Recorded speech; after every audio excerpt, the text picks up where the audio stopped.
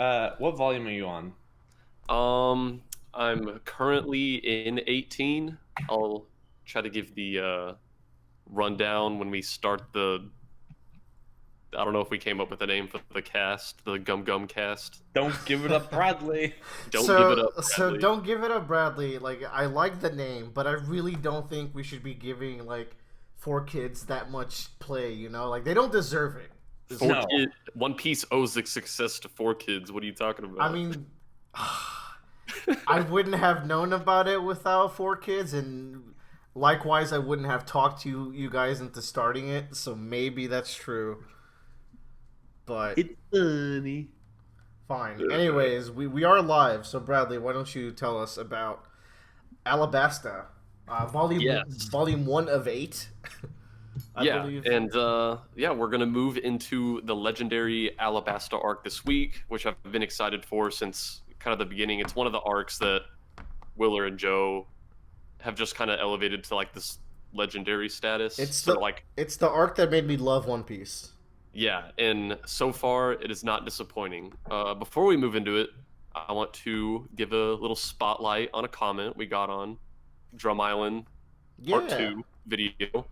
I know I'm gonna butcher this pronunciation. I can't even say pronunciation. Uh, Pfefferidon. oof. However you say it. Um, he said you guys are awesome. I love the way Bradley conveys his thoughts. I really enjoy listening to him. Can't wait for the next podcast. Thank you very much. That's why we do this podcast. We just want people to enjoy uh, hearing about things, and especially hearing how good One Piece is as I go along through it. You're very kind, and you're in our top 10 favorite listeners. Top Yeah, five even. and so Yeah. You know what? He's pretty cool. yeah, and so I want if anybody else has any thoughts on the podcast or even One Piece, leave a comment because we try to give our analysis here, but I'd like to see what other people think. If there's any cool moments we missed, Yeah, that's half the fun. yeah. So if because man, like on our JoJo's Part 5, this guy left like one of the most insightful discussions I've ever seen on Part 5. I'm gonna say it. That guy is number one. Yeah, Don't be fighting over it, guys. But he put the work in. yeah. So I want to see what other people think about One Piece because there's a lot going on here. Bradley, this is a really good move, by the way. This is gonna get a lot more comments. Good job. Oh yeah, yeah, yeah. The YouTube marketing classes with Logan Paul have been paying off. They Very certainly good. have, my hero. All right, let's do Okay. some One Piece. So this week on One Piece started the Alabasta arc, and here's the thing: read up to chapter 162. That is, read through chapter 161. I wanted to read much further. The problem was everything was so good that every time I finished a page, I had to like take a paragraph of notes. Uh, Do you think that's harming your enjoyment at all, or is it increasing it? Oh no, because it really makes me stop and think about why it's so good, which is the most fun thing to do when Hmm. enjoying something for me. And as I'm like typing out my thoughts on it, then I'll make other connections and be like, oh well, this is good because it connects to this. Um, so like maybe I would have been able to read like another volume if I hadn't been taking notes, but like I think people need to know how amazing One Piece is. The So world needs to know. the world needs to know. So yeah, we can jump right into it. Last week we left off right at the end of Drum Island. Chopper's in the crew now. Um, so we're gonna move in to chapter 155, Sir Crocodile the Pirate, which Yeah. man, Oh my God! like Finally. we've been building up to Alabasta for so long, and we've been itching to see another one of these Warlords of the Sea, which we've got kind of peeks of him, um, Sir Crocodile that is, and I'm just really excited to see some action with this man. The So fact that he's introduced as a hero, and he's like you already know he's the villain before he's even introduced. yeah, and this is like some really wild stuff because like we've heard about this horrible stuff going on about kind of this coup that's being planned in Alabasta, but man, like the very first page of this Alabasta arc is crazy to me because like right off the bat, you're taken aback by how much the people of Alabasta love Crocodile. Like, the stories set you up to believe that these warlords of the sea are like universally feared, and maybe on some level they are, but it does catch you off guard to see like how loved one of these warlords of the sea is. I think this panel of this guy on the ground crying with his nose bleeding, and he's like, "I knew he would come." That picture says 1,000 words right there. They have so much faith in this guy. And like, I love one of these panels where it shows Crocodile instantly take down this entire crew with ease. And like, obviously we've seen powerful pee-pee. We've seen powerful pee-pee. We've seen powerful God. people like Luffy and Zoro outclass these like low-level flunkies pretty handily all the time. But I can't think the last time we've seen someone dispatch people this nonchalantly since Mihawk. Like, don't forget he's getting stabbed in this panel. So like, ooh, yeah, it's just crazy. Like, he is just out of this world. And like, so we see him protect these people from these pirate threats, and everyone's all grateful. And the king, the king is also grateful, and I don't know how clear it is whether he's actually grateful or he's just like, oh God, someone get this guy out of here. But I think it really kind of plants a seed in your mind that, on one hand, it's like, would it really be so bad if Crocodile was in this position protecting people and ruling? Which I think we're going to get rid of that line of thought very soon, based on some other notes I took. But like, no one's going to be able to bother these people if Crocodile's here. He can really protect these people, and kind of the first few pages of this chapter introduce the notion to me that maybe the warlords aren't just these, violent psychopaths.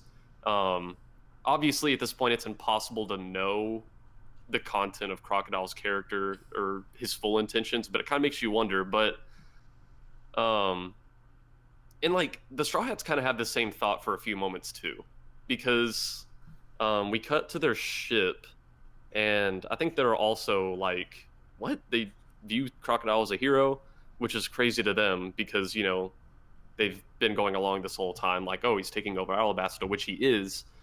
But all these thoughts about, could Crocodile actually be a good and safe leader?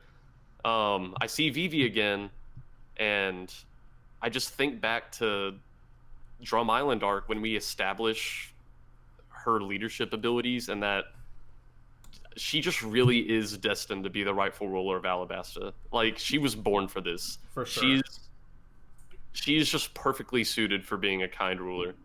And no matter what Crocodile is, whether he actually does have good intentions or if he's just being greedy, it doesn't matter. Alabasta is Vivi's destiny.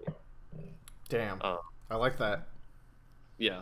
And then we kind of get a breakdown of Baroque Works organization, which is a really fun chart.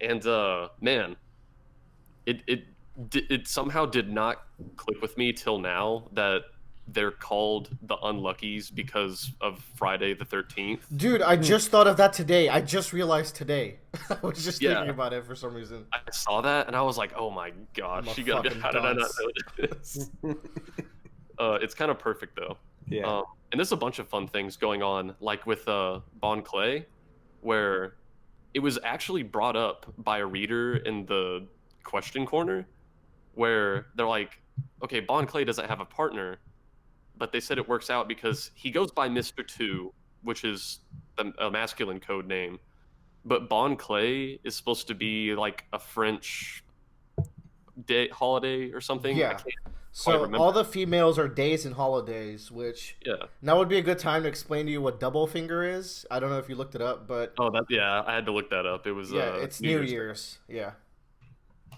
But yeah, the fact that Bon Clay has a number, the masculine code name, but his like name would be a feminine code name. It's just kind of like, and they touch on it several times that It's actually a double code name. He has two code names. yeah. That's not his name. I'm just saying. But yeah, he doesn't have a female partner, and so they touch on it a few times that I think it's ambiguous whether he's a guy or girl or both. I don't know. But I think it's really cool for his character. I'm gonna explain it next chapter. Okay. Because it's a cultural thing. Okay. It is really cool. I think it just adds more depth there. So let's see. We're gonna move into volume 18. So one thing that I just want to point out with this is that we immediately jump from like in this chapter from everyone revering Crocodile to back onto the ship, and we immediately get more like of these small little moments of the crew just being the crew and being like wacky and dumb. I love it. That little meat gag where they're all Yes. equally guilty. That immediately puts Chopper into like the little shithead group of the crew. Yeah. Oh yeah. Like this one moment that I just love so much. We get this. I think it's only like one panel, but Usopp is telling these. He's telling some of his classic tall tales to Chopper, and it's great because it's so like Usopp to do this, and it's so like Chopper to just kind of naively believe him at this point. It's really good characterization, and it shows that Chopper is indeed interacting with the crew and kind of becoming acquainted with them, because it would be easy for a writer to just not do this and have the reader take for granted that all the characters just kind of know each other now. But Oda takes the time to show these characters getting to know one another, and I think it just makes it feel more real. I agree, because like you get like this sense of like like just togetherness with all of them. And it happens over the course of the whole like series, and it really builds on top of each other. And I just really like this guy because you like Wheeler said, you realize that Chopper is like fit into these group of people of the crew, and you can immediately categorize who that is. Where like Nami and Sanji and a little bit of Zoro are more on that serious side, and Usopp, Luffy, and Chopper are on that not so serious trickster side. And you get this relationship of it's like Usopp is going to take advantage of Chopper's newness and naiveness. So they get like a special little bond with that. Yeah, it's just such a good interaction because it fits so well with what we already know both of their characters to be. It's just an interaction that you know would be happening, and Oda didn't have to show it, but he did, and that just makes it so much better. Like, it takes one panel to do these little things that make everything better. So hold on, let me give you a little cultural lesson. All right, give me the cultural Joe might not actually know this as well because he also read the Viz translations. Chapter 156 is called "Oh Come My Ways Days." Yeah. There were some references to this. I'm not sure what's going on here. Okay, in Japan there's a subculture called an okama, which is a cross-dresser. First of all, also, if I'm saying this wrong, please correct us in the comments. I'm pretty sure I'm right on this, but I could be wrong. But this is my understanding of it. There's a subculture of cross-dressers called okamas. Even in Joe, you've played Yakuza 0, right? You know there's that bar where it's called Shelik. It has it's an okama bar. It's it's a bar where the bartender and bartenders are okamas.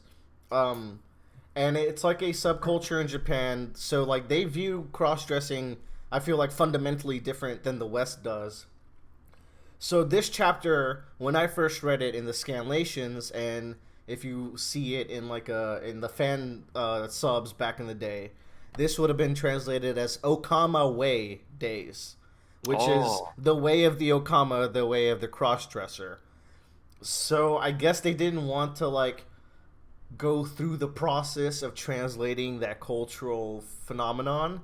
So I guess in Viz they go with "Oh Come My Way." I'm glad we have Willer, the Roundabout casts. Resident Weeb.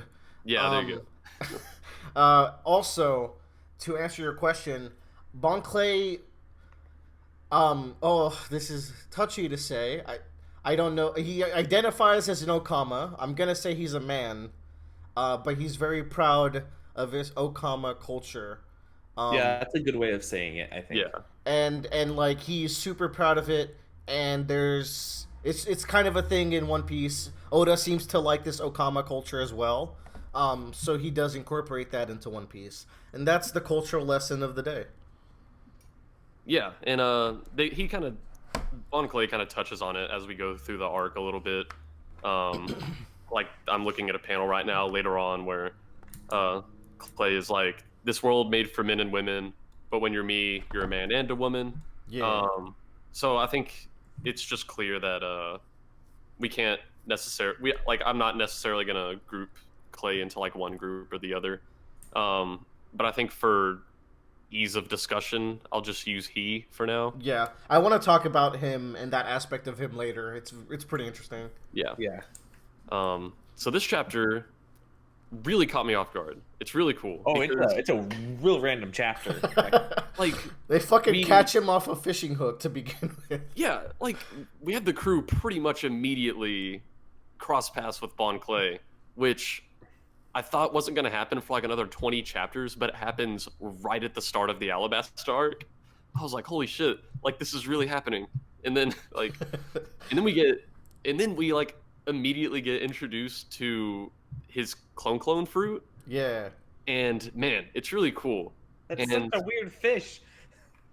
It's like you can think like when you see the clone fruit, right? You can pretty much immediately think of useful applications for it. Like, you know, even kind of in combat, and like spreading disinformation, stuff like that. Like, I think it's really useful for what they're trying to do in Alabasta. Yeah.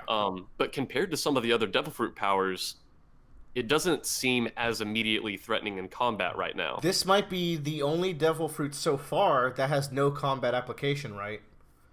Yeah. As far as I can think. Like, compared to all these other Baroque Works dudes, I'm like, man, how did this guy become number 2? And then I'm like, the fact that he's Mr. 2 and this isn't like an immediately deadly power makes me more scared, because it's like, how good does Clay have to be at using this ability to be Mr. 2? He's like a proper stand user in this world of just fight boys. Yeah. I'm very excited for what we're going to see out of Clay after all this. Like, it is very cool. Well, we saw a hint of it. He just lays Luffy out with, like, he's clearly pretty physically imposing despite his weird body shape. Oh, yeah. So this kind of encounter only lasts about one chapter, but it's really fun at the very end where they cross ways. Someone on Clay's boat is like, "Oh, Mr. 2, we're heading off," and then they're like, wait a fucking second. Like, that was Mr. 2. And they have this plan to kind of attach these... They have a plan to attach these, like, cloths to themselves, because they know that Clay's going to be out there and possibly tricking them. I think it's really... We get a really fun kind of 2-page panel where they're putting their hands in the middle with their new sign of friendship with these cloths around the wrists. And he says, like, right, no matter what happens from here on, our left arms will bear the sign of our fellowship. And I don't know if it's the case. I would really like it if they just had these on for the rest of the entirety of One Piece.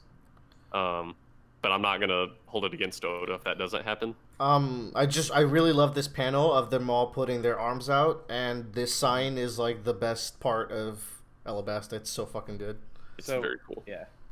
So there's one thing I want to touch back onto 156. There's that part, just to prove more of how good of an artist Oda is in his characters. If you go back, there's the panel where Luffy gets punched or gets forced away, and then you immediately see that Bon Clay becomes Luffy. Mm-hmm. It's so disturbing because that's Luffy's face, but you can immediately tell there's something really different on it. Just the way that the eyebrows move in the face and the smile and the way that's Luffy's face, but the expression is so Bon Clay you can tell that it's so different. Yo, that's a good point, because I'm looking at it now and it looks so it's kind of disturbing. Yeah, it's uncanny, because that's not a face Luffy would make. Yeah. God, that's really good. Joe, that's a really good catch. Another good catch, possibly, is that when he transforms into Cobra, who we've already met, the king, Vivi's are immediately taken aback. Mm-hmm. And that kind of immediately gets her to start worrying about what are the implications of him having the king's face. Yeah. And it worries the reader too, because you're like, oh man, the potential for this ability is crazy, because it's your mind kind of goes to the worst possible outcome. It's like, if he can just impersonate the king, why would Baroqueworks even need the king? Like, is he even safe? Is he even alive? Shit, man. It's very scary implications. So they're kind of ready to head off to Alabasta and dock at this point, and man, next chapter, we meet the coolest dude on the entire planet. I don't know. I think he's pretty hot. We get to meet Ace. Yeah. I'm throwing it out there. He's cool. He's sexy. He's strong. He's a badass. We all know it. Oh yeah. From chapter 1, Ace has been like some of people's favorite character by just existing. Yeah. He's very cool. So this is the first time we've like seen him, right? Or like we saw him like once before. We saw him in Drum Island. He was shadowed out though. Yeah. He was the guy who showed up, and it didn't snow that day. They mentioned. Yeah. Ooh, that's a good point. Another thing I want to note out. You see the tattoo on his back. Yes. How it has what looks like a swastika. It's actually a manji, which is like I think a Hindu symbol. This is like obviously like people. I'm surprised it's actually here because it gets edited later on because it's just so striking. We're like, oh, swastika. So that's interesting that they actually didn't. Yeah. And I've seen that the manji has like a very different, like it's reacted to very differently in Japan. Like because it's supposed to mean like peace in a sense or something, and like I've seen that Japanese teenagers will like end text messages with it like peace, peace, peace or something like that. That's interesting. Yeah, they actually have an editor note here. That's a good call. Yeah. I just thought it was funny at first that I was like, wait, he's a white beard pirate and he has a swastika on his back. Whoa there. I'm like, whoa. No, but I saw the editor note and I was like, okay, they're right. Let's talk about Ace's design because like there's so much going on. There's a lot to take in. I was just looking at him, like his hat, his shorts, his weapon, his shoes, like everything. The sick ass knife, his boots. I love Ace's little goggle thing on top of his head or wherever they are. The tragedy comedy goggles. Yes. One thing I really loved always is how he has a tattoo that has a miss marking. Yes. And then he just went with it, right? Like that's pretty cool. And he really looks like a survivalist. And it's really cool. Like he looks like he came from the outback or something. He has like kind of this tiger cheetah design on his backpack. And you say that, Willard, but that's like a good characterization, like immediately for Ace, is that he's someone that like makes pretty permanent mistakes but lives with them. That's really good. That definitely comes up later. But... And you know other things, but anyway, so moving on, Smoker shows up and he looks so cool with the goggles as well. Yeah, and Smoker reveals Ace's full name, and I think at this point it wasn't 100% confirmed. Like, I think the next chapter was. Like, at this particular point, we weren't 100% sure this was Luffy's brother. He hadn't actually said it yet.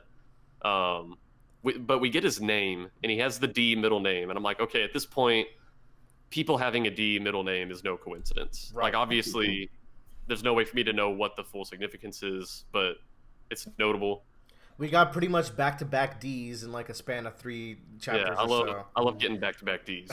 Oh, yeah, my favorite. But it's interesting how he has a different last name than Luffy, which is Portgas, or like a family name. Yeah, and I'm interested to learn kind of the more of the relationship between Luffy and family members, which I don't even know if we'll ever see any others besides Ace. But even with Ace, I want to know kind of what's going on here. And so Smoker comes and kind of gives the lowdown, which the fact that Bradley doesn't know. Anyways, the fact that he can instantly recognize Ace is a testament to like how infamous this guy is. Right. What do you think of this? How much did they talk about the Whitebeard pirates? Not a whole lot. He's like Ace is like the second platoon commander or something like that. Second division commander. And pretty much the only other thing we know is that one of his underlings had killed a crewmate and abandoned the Whitebeards, and that is Blackbeard. Oh, sweet. They talked about that. Yeah, Blackbeard gets mentioned either this one or the previous arc at the very end. But that's about all we get of the Whitebeards right now. Man. But that's probably because there's just more immediately important things going on in the scene. We'll learn more about the Whitebeards later. Yeah. So I love this chapter of Alabasta because it does a great balance of of introducing this new character and you're getting an idea who he is, propelling the plot forward somewhat, adding a ton of like action and comedic sequences that like flow really well into each other. Like there's the part where like Smoker and Ace are having this really intense conversation, and then Luffy just literally like barrels his way into this bar and starts eating. There, you have this like great comedic scene between all of them. Mm-hmm. Yeah, Yeah, I'm this surprised he can hit Smoker there. I forgot about that. I think he like because Smoker wasn't like aware of what was happening. Yeah, Luffy from Mm. like 100 yards away, like grabbed onto the building and launched himself inside and Yeah. hit Smoker in the back. So You know what's uh, fun in that One Piece phone game that me and Joe play? The way you get characters is by launching Luffy into this bar. nice. Oh, that's cool. Yeah, and you run into new characters. So I want to talk about this real quick. Ace's like kind of whole introduction to this chapter is maybe my favorite character introduction in One Piece so far. Damn. Um, and I think part of it is because at this point, and for pretty much this entire chapter, we're not sure whether we're supposed to be scared of him or happy to see him or not. Like it's kind of shrouded in mystery what he's doing here, why he's looking for Luffy. But one thing I really like is that Luffy crashes into the restaurant, knocks Ace through a bunch of walls, and when Ace gets knocked through these walls, before doing anything else, he gets up and he apologizes for disturbing these people. Yeah. And I think this is perfect for the same reason that Smoker's introduction was perfect when we met him, which I talked all about that when we met him, because like Smoker was someone we had just met, right? Mm-hmm. And he had this huge air of like intimidation and like menacing, and we weren't sure how to feel about him, but that small act of giving the girl money for the new ice cream told us everything we need to know about him. So it's the ice cream litmus test versus the breaking through walls. Yeah, litmus test. it's just like I think this small gesture from Ace, like despite the fact that we don't know anything else, despite the fact that he's big, notorious Grand Line Whitebeard pirate, he's not a monster. Right. Like I think this is the litmus test for him. And he's even making goofy Luffy faces as well. So Yeah. Yeah, And I don't know, I just loved that whole introduction to Ace, and kind of his character introduction continues throughout this chapter. I'm going to kind of keep going through the chapter chronologically, so I'll get to that other stuff when we get there. so Bradley, with Yeah. that in mind, then what do you think of the introduction of Ace compared to introduction of Bon Clay in terms of like their friendliness and litmus test kind of thing? Yeah, it's really interesting because Bon Clay is a very like jovial person. yeah, he's a very dangerous person, but the first thing he does is put on a play for them. Yeah, Yeah. and he's very friendly, and I think what kind of separates it for me is the fact that he took their faces without asking for it. Ooh, that's a good I shit, man. That's a good point. I think that's. I think if he would have like genuinely asked for their faces, I could have been like, oh, maybe maybe he's not entirely like the other members of Baroque Works, because we have seen members of Baroque Works who don't necessarily fit the ideology of the rest of it. Like, Right, like Miss Monday, or Friday, Igaram's, aka Mr. Eight's partner. She had nothing to do with Vivi, but she was willing to help him out. yeah, and it's just after he got on their boat and he was all jovial, and I was still wary of him, but after he took their faces, I was like, he's just gonna use them. Like he's just using them. That's all it It's is. like he used the play as a act to not make him think about the fact that he just took their faces. Yeah, so Very I think smart. I think that's what separated them for me. Cool.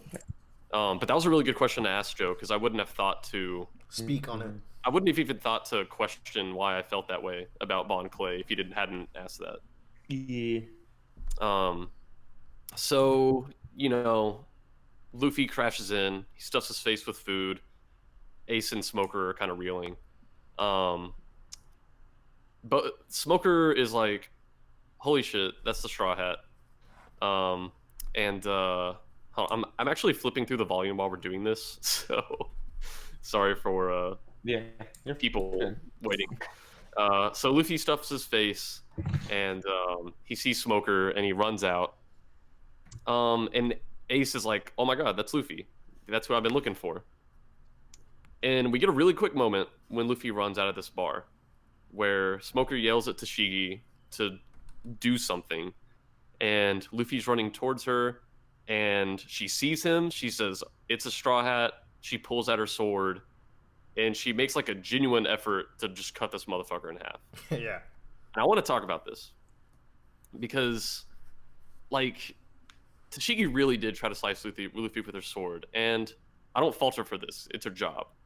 But this is kind of surprising, I think, to the reader, because from everything we've seen of her, we've kind of been conditioned to think like, oh, she's so nice, she would never hurt someone. But then, while she's a great person, I think this moment reminded me that in the reality of the world of One Piece, there's war and there's violence, and this is her job. She's in the Navy, and sometimes she probably does have to kill people to protect the public. Right. And so I think it's just a really weird thing where we haven't really, I don't think we've really seen her make a concerted effort to fight someone like this before. She didn't really get a chance, I don't think, in Luge Town. Yeah. So seeing just the nice, sweet Tashigi try to cut Luffy like that, it just kind of reminds you that these people, though we both think of them as good people, they have different objectives and they're doing different things. Totally and different sides. It's really cool. I really like it. And then right after this, we get the Alabasta costume change for Vivi and Nami, and I just want to say, hail Oda. Oh man, damn. Oda loves 4 things, and one of them is boobs. Yeah. Confirmed. I don't even. Why did I say 4? I can't name the other 3. That's the one. That's it.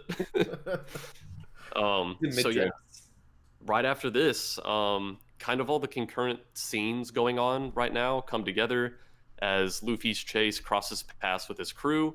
And Ace saves Luffy with his flame fruit, and Luffy is surprised to see Ace. And this quick action tells us a few things.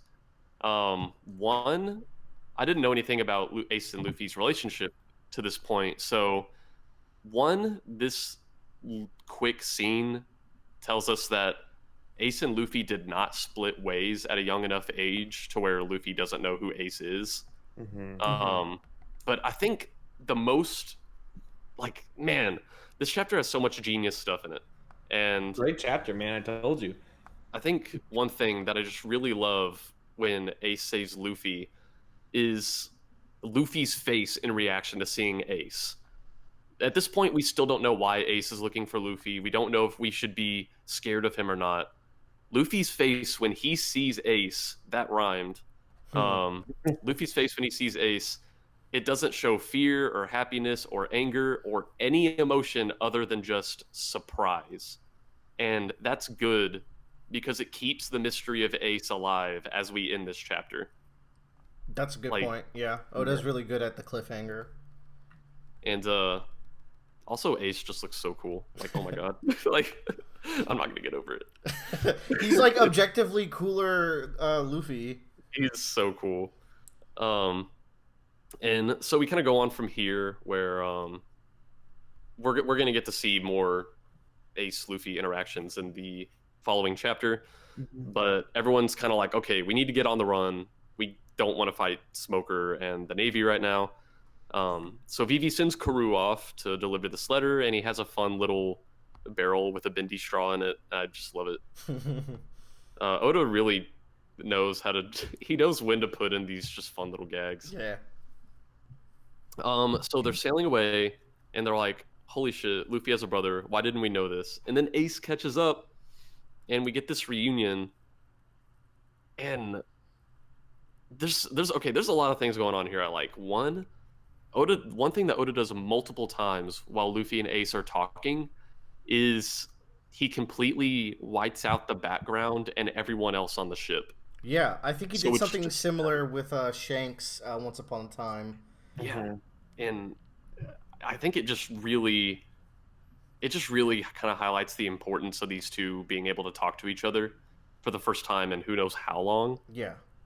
Um, and we also get just fun looks into Luffy and Ace's relationship, where Luffy had devil fruit powers before Ace did, and Ace was still able to beat Luffy, which Right. is crazy. Um, and then one kind of panel, one thing that Luffy says that I'm trying to decide how to interpret is after he reveals that he couldn't beat Ace with his devil fruit powers, Luffy laughs and he's like, "Yeah, I was such a loser, ha ha ha."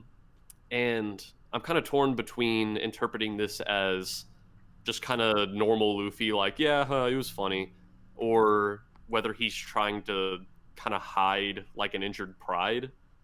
Um, which I think it would be weird because I don't know if we've seen Luffy with injured pride before, Mm-hmm. but if there was anything that would do it, I feel like that's what would injure his pride. But there's no way for me to know that. Hmm. Um, I think it's for me, like reading off of that, it really is just Luffy being the dumb oaf Yeah, and I think I so. really can totally kind see of it. being really fun loving. Like Luffy, like Luffy's big character traits is that any challenge to him is still a challenge, whether he succeeds at it or not. So Ace is just another challenge he has to surpass, essentially, in my head. And he knows that he's better now than he was before. Yeah, that seems plausible. Yeah, Um, that makes sense to me. and Luffy really does like. I guess it does make sense because every other thing we see in this chapter just reinforces that Luffy loves his older brother very much. So, Mhm. Yeah. Luffy loves his older brother more than anything in the world. yeah, so um, it is really fun to see them interact. But then Oda has one of these legendary page turns that he does so often, where Ace is like, "How about you join the Whitebeard Pirates? Like your friend, even your friends can come to you. You don't even have to abandon your crew." And in my head, right before I turned the page, I was like, I know exactly what Luffy's gonna say, and Luffy's Yep. just like, "No, I'm not gonna do it." Like, like what do you think? What do you think this is? And this is so good on so many levels because one, man, like think about how notorious the Whitebeard pirates are, as little as we know about them at this point. And Luffy is just getting a straight up invitation, like, "Yeah, come join us." Like that's so good. And then like the fact that I mean, joining them would be. Sorry, I've been eating a lot of food while we're doing this. Bradley. Actually, like the Whitebeard pirates would actually maybe have a good shot at accomplishing one of Luffy's goals, which is to find the One Piece. But Luffy's like, "No, I'm gonna do it. I don't need anyone's help. It's gonna be my Straw Hats." There's never a single chance that a stubborn Yeah. guy like Luffy would ever agree to join another crew. And then I love it that Ace doesn't push it. And it just shows that this brotherly love goes both ways, where he's just like, he wasn't offering because he wants to further the power of the Whitebeard pirates, or like he's just like, "Oh, I thought you might appreciate the invitation." Yeah, he He's was like, "No worries." I could go on adventures with my bro. I'm gonna shoot him an invite, you know? Yeah. And like, I just love the whole Luffy and Ace thing right now. And like, I love the crew's reaction to Ace. It's like, I was expecting another Luffy, and even Zoro's like, oh man, what an awesome big brother. yeah, Zoro's just straight up like, he's the coolest dude ever. Like, Zoro geeking out, I completely forgot about this. That's really good. They had the same reactions that I did, and I just loved it so much. And then so Ace gives Luffy this piece of paper, and he's like, "As long as you have this piece of paper which has no writing on it, we will come together again someday." And I'm very excited to see how this works out. Oh boy, oh boy. It sounds very cool. And then Ace just kind of sails off, and So one punches a whole fucking fleet. yeah, Casually. Yeah. Ace just murders a bunch of people in this scene for fun. let's so to stop for a hot second, Bradley. Yeah. Like let's think about some things that are like kind of part of One Piece's world and its rules. The biggest rule in One Piece, I say biggest, but it's the one like firm rule we have in One Piece is that if you're a devil fruit loser, User. Devil fruit Wow, user. I'm such a loser. Wapple's already gone, Joe. Yeah. Devil fruit user. The biggest weakness you have is the sea, like the open ocean, right? Yeah. And which that's like a big thing of like, oh, I have to be careful whenever I'm on the ocean. But you look at Ace, and he's on this rink-a-dink like Banana surfboard boat. kind of thing. Yeah, he doesn't give a fuck. Yeah. And he's a fire like user too, so like he's not the greatest against water. Yeah, if he falls off, his ability's not gonna help him yeah, stay he's afloat. And so like I think that thing in itself really is a great way to like, as another way to like with the Ace thing with his shoulder, another way to personify Ace of like he's a person that like is on this dangerous edge or is like very much just like he's okay with not taking the safest route to things. He's generally too cool for school. He Yeah. does a fucking flip over like 5 ships. Are you kidding me? Like he's too. Yeah. This motherfucker's crazy. You know, reading this again, I can understand why people love Ace so much. He has a very strong introduction. I love this man so much, and I had always seen glimpses of him over the years, because like sometimes I would get some of the Jump games Yeah. for the other franchises I knew, and I would see him, and I didn't know if he was a good guy or a bad guy. I'd be like, oh, he kind of looks like that Luffy guy. It's like me with Ken from Street Fighter. Yeah, and but despite not knowing anything about him, I was like, oh man, he just looks really cool, and I just love him even more now. Yeah. I can't wait till you play the Muso games and you get to destroy people with Ace. Hell yeah. God. He those also games are- totally kills a ton of people at the end of this chapter. No one dies in One Piece. That being said, Mr. 11 is possibly the first death so far in One Piece. Yes, you also skipped over that completely. Yeah, that is wild. That like you kind of assume that the billions, the millions are just gonna have this subservience to the top members, but they're like, oh well, if he's gone, there's gonna be an opening, so Mhm. we're Yeah. just gonna take him out. Yeah. Fucked up. It goes back to like not personifying, but like establishing once again that Baroque Works isn't it's not a club. It's not like a Nakama or a crew. It is a company, Yeah. essentially. Yeah, that's a good way Yeah. to put it. Like people are just trying to climb to the top. Yeah. So poor Mr. 11. Yeah, I don't know what else to say. Poor guy. First non-flashback death, Yeah, really. as far as we know. And then we get to another just such a cool chapter, and I love the like chapter cover for it. Spider's Cafe at 8:00, where we see Oh, I fucking love this one. we see like pictures of all the like top members, and we meet some of the top 5 like pairs in Baroque Works that we hadn't seen up to this point. That I was like, oh my god, when are we gonna see them? It's just a whole lot of stuff that Oda probably knew people were waiting for. He's like, I'll be merciful. And then Luffy's just here looking like an idiot with a camel. So Well, he's perfect. taking Bon Clay's, Yeah, he's Bon Clay's woman. which actually is good foreshadowing. So let's see.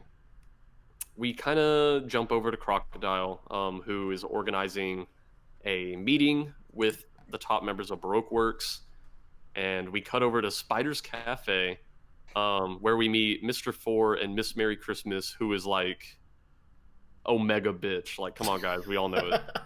She is like She's so annoying.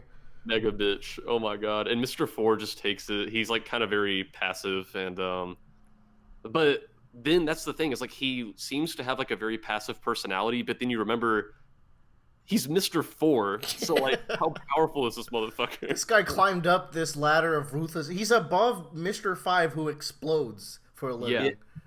I just realized that Miss Merry Christmas's tie is a Christmas tree. Yep.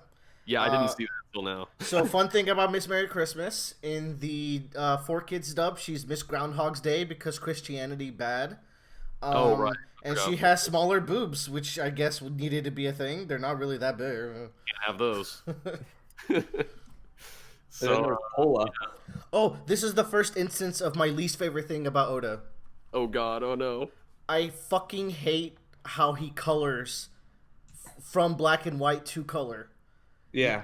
Mr. Four's hair here should be any color but a light color, but he's fucking blonde in official colors. And Oh, in the most recent arc, it's actually driving me insane. Joe, did you know that Queen's hair is blonde? Yes. Disgusting. Anyway, sorry, Bradley. Oda's not super yeah. And perfect. isn't Vivi's hair like blue? Yeah, Yes. it's blue. Well, that Man, makes sense. yes. Yeah. But Why it's not? light blue. It's Well, not dark blue. it's just weird because I spend almost all of my time looking at the black and white pictures, and then Right. like 3 volumes later, I'll get my first colored look at someone, and I'll be Yeah. like, "What? He colors things very weird. It annoys Vivi, me. blue hair, very cool. I like it." So let's see. We meet Pola. Spoiler alert: it's Miss Middle Fingers or Double Fingers. I like that. Miss Middle Fingers. That's her name now. And then Bon Clay is also showing up with his parade of dancers. And How man, do you do? Oh, Bonkley. yeah. So all these members of Brokeworks are just kind of showing up. We get a peek at Mr. 3, who is all bandaged, because didn't they defeat them by like setting fire to that whole Well, like they defeat them, and then Mr. Crocodile immediately put a hit out on Mr. 3 to just eliminate him Right. out of the picture. yeah. So Mr. 3 knows he's not like exactly wanted. Yeah, At this and so point. he doesn't necessarily join the others. He's just kind of spying on them, right? Yeah. Yes, from what I can tell. Yeah, and then Mr. One shows up, who is a buff motherfucker. You were asking how Oda draws black people, and here you have it. This is Mr. One. Yeah, and he's he's very intimidating, and I don't think we see him do anything other than just punch. Bradley doesn't know. Probably doesn't know. I think the most notable thing is that he holds his hand down, and it starts doing like a shh, Yes. and I'm like, oh man, what's he gonna do? But That is super intentional. his partner stops him. But we also get to see Bon Clay do some fighting, which is very cool. Yeah, you see, we were talking about his physical prowess. Look at how flexible and like quick he is. Yeah, like I guess like we didn't get to see Mr. One use whatever ability he has, but in a pure physical fight, Bon Clay was holding his own. I want you to remind me of this chapter whenever you get to see more Yeah. stuff later, because there's a lot of stuff going on here. I'm excited to see what Mr. One is capable of. And then we get the reveal that Miss Doublefinger was the bartender all along. yeah. The longest plot twist in One Piece Yeah. history. One chapter long of anticipation. So this is another great way of like just personifying or like just showing you the relationship with Brokeworks, that everyone in this like company hates each other. Yeah. Yeah, it's crazy. At the very first panel in the next chapter is all them riding together in this carriage, and they're all sitting within a few feet of each other. I was like, oh my god, they're gonna kill each other by the end of this. They don't look particularly happy either. No, they look like they fucking hate each other. But this turtle with a hat though. Yeah, I he's love pretty him so cool. much. I hope nothing bad happens to him. I love him. Oh no, Bradley doesn't know. Oh no, the flashback arc. The turtle's gonna get a 2-volume flashback arc. Oh man. Then we also just have these fun little sand lizards running to deliver messages, and they just look delightful. So you skipped over in the last chapter, but Luffy, it's kind of important, but Luffy and company are heading towards the rebel base, Yes. which is important, and they're going through another town as well. I forget what it's called. It starts with a Y, right? Yeah. Yuba. Yuba. Yes, the Yuba Oasis. Oh, these boys. The Kung Fu Dugons? Yes. Yeah, So- and this so they run into these guys, and it's a relatively short-lived thing for now. Knowing Oda, I feel like these guys are going to show back up and use the kung fu they learned from Luffy to kick some ass, but I can't know that, but I hope it happens. Because like otherwise, why would he put these few pages in this chapter? Man, this is the weirdest shit. It was really fucking funny. I got a fun fact about the Kung Fu Dugongs for you. Tell me about it. My first experience to One Piece was like the Four Kids a little bit, and then I watched like an AMV, and then I bought the video game for the GameCube, Grand Battle. In that game, everyone has like support characters related to them. So say Sanji can have Zeph as a support character, and Zoro can have like Kuina, and like Mr. Two will have some Baroque Works members and stuff like that. Luffy only has one support in that game, and it's the Kung Fu Dugong. Yes. And I'm like, why? Yes. Because everyone else that's related to Luffy is a main character and is a playable character. So who is left that is a Luffy support but not an other person support? I guess that means the Kung Fu Dugong are the only people I who would are not left. choose anyone else. Of course. That was kind of perfect. I like that. And then man, we're about to get like the Omega level politics that I've heard about in One Piece. Yeah. Like we see that this town is all dried up and it used to not be, and we get this whole detailed history of this powder that could be used to make it rain, but it hurts surrounding areas by making it so they don't get rain, and how there was like this whole scandal where like Alabasta was using it and then people didn't like it so they stopped using it, and then Crocodile was like the political mastermind and he like frames it to look like the king was using a shitload of this powder and it makes other people fucking hate them, and I'm like, and of course it would. That is such a good way to get conflict in this setting, you know? Like, even that's really good. So something even better. I just read this. So remember there's the chapter, like I think it's 2 chapters now ago at this point. There's a scene at the beginning where they cap Mr. 11. Yeah. Those guys are the guys pulling the cart in this flashback. Holy shit. Yeah, and the guy in the front that like is talking, his shirt says half-fledged in this scene, and when he shoots Mr. 11 it says full-fledged. Man. Oh, wow. Oda has a galaxy brain. Yeah, he really does. But man, this is like, I've heard about the like crazy and cutthroat and like real world politics that go on in One Piece, and this chapter to me terrified me. And it's still like fantastical, but it has such a bite to it, you know? Like, shit, man, this is like a government overusing a resource and screwing over other lands, and it just works. Yeah, it is insane. And after hearing this story, Luffy goes into that mode that he gets in, like whenever he heard about Nami's past, and he's like, okay, we're gonna fucking do this. Yeah. You know, he hears about this story and what Crocodile did to this country. He knocks over a fucking building. He's like, all right, let's do it. And just casually. And that is where we left this week, because they're about to embark across this desert. Fuck! God damn it, Bradley. I'll get there eventually. We're not stopping One Piece. So this is what cucking feels like. Yeah. Gotta say, not a fan. I mean, I'm gonna keep reading One Piece. You don't have to worry. I can't wait.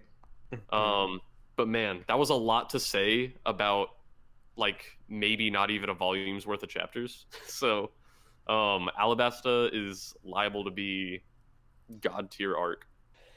Man, so good. Man. Oh, we could say more. We've talked for 53 minutes over one volume. I know. Even one volume, half a volume. Yeah, it wasn't even one volume. That's the thing. Oh no. Shit, man, I'm super excited. Yeah, Alabasta, pretty fucking good. Hopefully you can squeeze in more next time, because it is 8. Yeah, I know. I wanted to. That's what I said. I wanted to read more, but I was like, this is so much. This is so much. Like, just so much good stuff. That is. Yeah, it's fantastic, man. I love that. This is, like I said, this is where I was like, wow, One Piece is like my favorite thing now. Yeah, like Arlong Park up till now has been my favorite arc. I think this will probably surpass it. Yeah, I feel like it might. All right, that's enough for One Piece. God damn. All right, raise the anchors. Raise the roof.